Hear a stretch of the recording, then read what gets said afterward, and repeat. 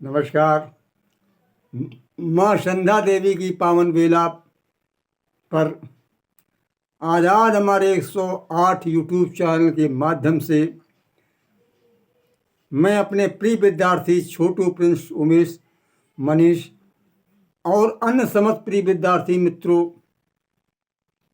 की ओर से विद्यार्थी कीर्तन मंडल सुना था झिंझक कानपुर देहात में आप सभी भाइयों, बंधु, बहनों, मित्रों, विद्यार्थियों, आपका हार्दिक अभिनंदन, वंदन, स्वागत करता हुआ मैं कवि विद्यार्थी अमर आजाद आगे का वीडियो इसी प्रकृति की कहानी में आप लीजिए। चंडाल कन्या के साथ क्या व्यवहार हुआ था। उस समय था ऐसा, जब मालिनों ने उन्हें फूल नहीं दिया, प्रकृति को अपमान किया और चली गई। प्रकृति का चित्तभंग हो गया, दुखी हो गई। वो बेचारी वहीं खड़ी हो गई, पानी भरना भूल गई कि हम पानी भरने आए, घर में पानी नहीं है।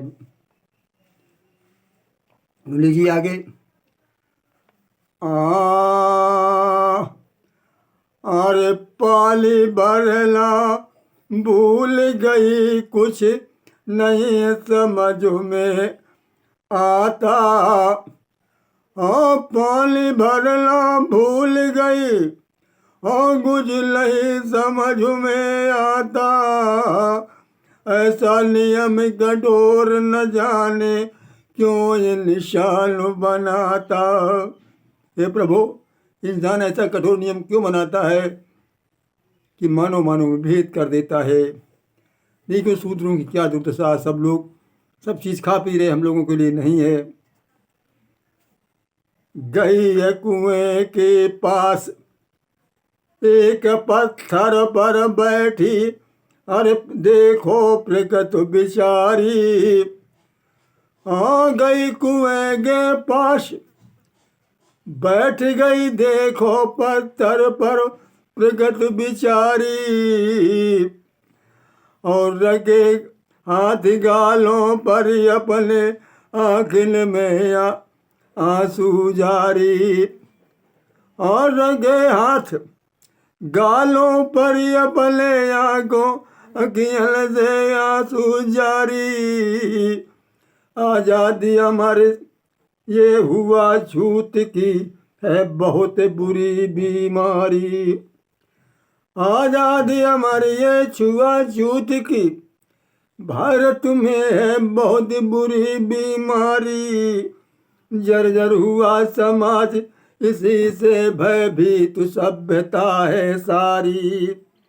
ये सभ्यता हमारे देश में बुरी बीमारी की, और भारत के अंदर और किसी विश्व में किसी देश के अंदर छुआछूत की बीमारी है ही नहीं। हमारा देश जर्जर हुआ, राष्ट्र समाज जर्जर हुआ, सभ्यता भयभीत हो चुकी। और कुछ लोगों के लिए सुख मिला तो फायदा क्या देश के अंदर, जहाँ आदमी सर्वे भवन सुखना सर्वे संतु निरामया, ये कहने वाले वेदों और उपनिषदों के कहने वाले कि सर्वे भवन सुखना, ये सभी सुखी हों, वही लोग ऐसा नियम बना करके सभी को सुख रहने के मौका ही नहीं देते हैं। अरे किसी व्यक्ति की आई आवाज, होश प्रकृति को तब आया। उचित भंग खड़ी थी, सोच रही थी भगवान ये कैसा आपने संसार रचा है। वो नहीं जानती है कि ईश्वर ने नहीं रचा है। बेचारी को जो पाठ पढ़ा दिया गया वही उसी हिसाब से भगवान से प्रार्थना कर रही थी। तब तक एक व्यक्ति की आवाज़ आई।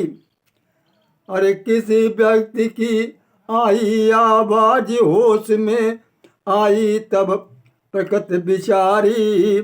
जब दही बेचने वाले को उसने लो निहारी। एक आवाज़ आई, उसने उसको निहार लिया, देख लिया, तब उसे होश आया, खोई हुई थी। मालूम पड़ता परदेसी है ये दही बेचने वाला। हाँ, मालूम पड़ता परदेसी है भैया, देखो दही बेचने वाला। निश्चय देगा दही हमें वो लगता भोला भाला। ये भोला भाला लगता परदेशी मालूम पड़ता है। इसे क्या मालूम मैं एक चंडाल कन्या हूँ, ये हमें अवश्य दही देगा। इसके पहले कभी प्रकृति ने उसको नहीं यहाँ कहीं न देखा, या फिर होगा यहीं कहीं का, हो सकता है मुझको धोखा। मैंने इसे देखा तो नहीं आया है, हो सकता है कहीं यहीं का हो, लेकिन चलो इसके पास चल करके दही मांगते हैं, क्योंकि उस समय शूद्रों के लिए दही खाना वर्जित था, अशूद्रों के लिए दूध के लिए। ये समाज की रचना थी ब्राह्मणवादी। बेचारी डरती हुई, पता नहीं हुई ये भी हमको ना दे, हमें फटकार दे। सहमी सुकुड़ी हुई प्रकृति ने धीरे से उसे बुघारा, दही हमें भी लेना है, देखें कैसा दही तुम्हारा। हमें भी आपका दही लेना भैया, देखें कैसा है। रुक गई खुशी से बोल पड़ा, रुक गया खुशी से बोल पड़ा, क्या दही आपको लेना।